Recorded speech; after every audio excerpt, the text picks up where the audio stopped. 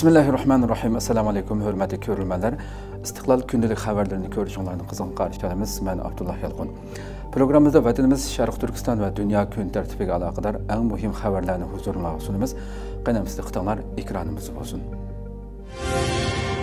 Xitoydagi bir faoliyatda osmondan o't yağdı. 2 oktyabr Xitoyning Xunan o'lkasi Liuyang shahrida o'tkazilgan bir faoliyatda kutilmagan voqea yuz berib, necha yuzlagan dronlarga o'rinlashtirilgan o't tomoshabinlarning ustiga yomg'irdak tushgan. Xitoyning aloqador xabarlari va ijtimoiy taratqularda tarqalgan sirlarda ma'lum bo'lishicha, kech vaqti o'tkazilgan mazkur faoliyatda o't o'rinlashtirilgan necha yuzlagan dron orqali turli shakllar chiqarilib tomoshabinlarga ko'rsatilgan. Ammo kutilmaganda masala ko'rilib, dronlardagi o'tlar yomg'irdak to'kilishga boshlagan. Videolarda o't qoplagan doiraning nihoyatda keng ekanligi va qechayotgan Xitoylarning qiyochiyalari anglangan bo'lsa-mu, Xitoy tashviqot vositalari voqeada hech qanday o'lim yetim ahvoli ko'rilmaganligini, hatto hech kimning yaralanmaganligini xabar qilgan.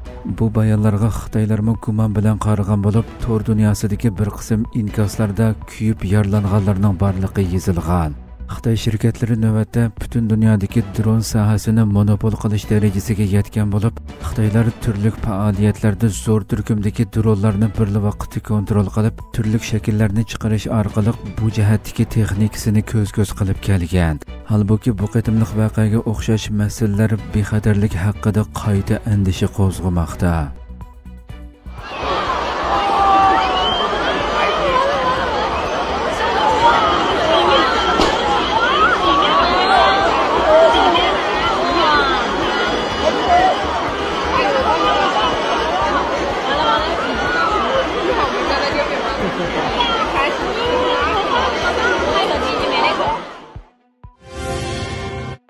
Matmo bo'rini zarbasida 150 mingdan ortiq Xitoy ko'chirildi.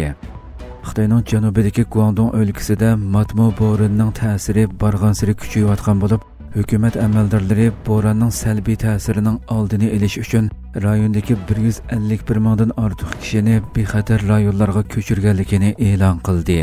Xinhua agentligining xabariga asoslanganda, Xitoy suv boyliqlari ministrligi Guangdong, Hainan, Yunnan va Guangxi qatorliq o'lka va avtonom rayonlarda 4-darajalik iqlim kontrol ogohlantirishi e'lon qilgan. Zhenjiang shahrida tunugundan boshlab barliq xizmat o'rinlarining ta'qib etilganligi bildirilgan.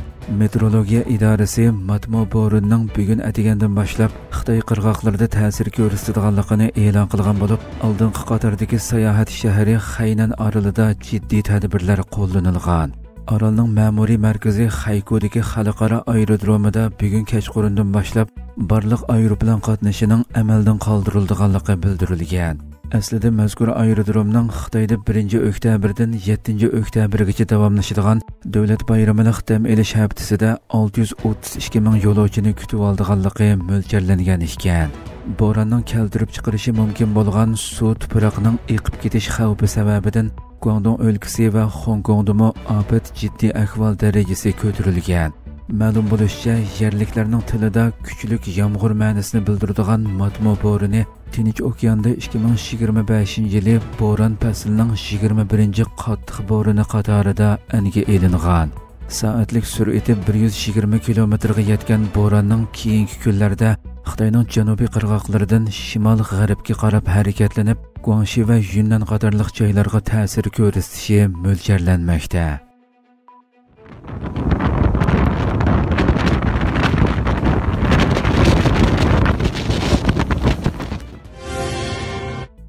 Rossiyaning hujumlari atrofdagi davlatlarni andishiga solmoqda. Shvetsiyaliklar urush yuz berish ehtimolligiga qarshi yemak-ichmak va asosliq ehtiyojli materiallarni zaposlashga boshlagan bo'lib, amaldorlarmi urushga tayyorlik qilishni tashabbus qilmoqda.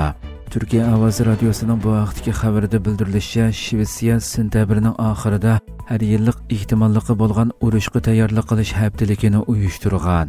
Bu faoliyat davlatning umumiy mudofaa strategiyasiga asosan xalqning engini oshirishni nishon qiladi ekan.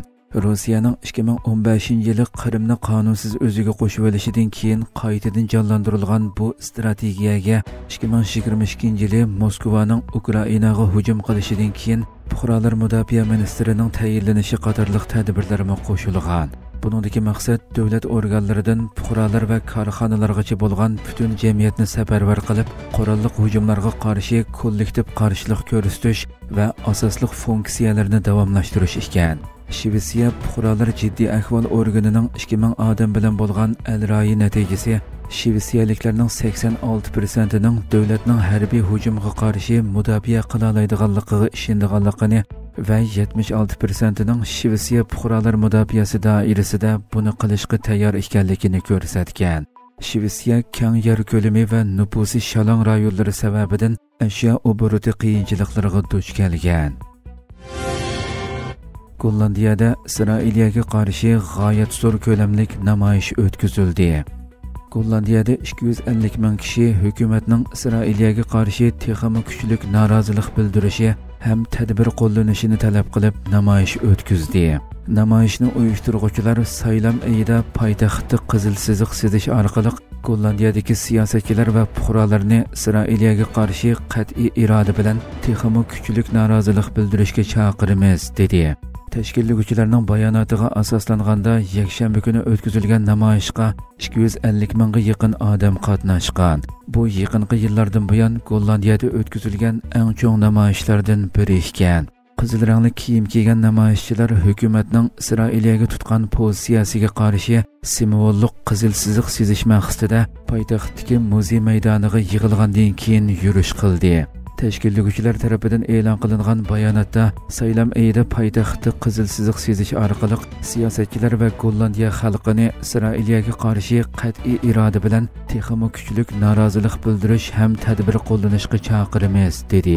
Xalqaro kechirim tashkiloti Oxfam Novib Pax va kishilik huquq munbiri va bir necha Yahudi tashkiloti qatorliq 130 dan ortiq kishilik huquq tashkiloti bu yurishni qo'lladi.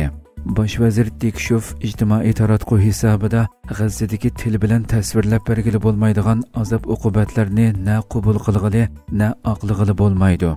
Hukumatimiz siyosatini o'zgartirish uchun Isroiliyaga besim ishiltiyotidu. Shundaqla urush to'xtatishga yordam qilish uchun nihoyat zo'r tirishchanlik ko'rsatyotidu deb yozdi.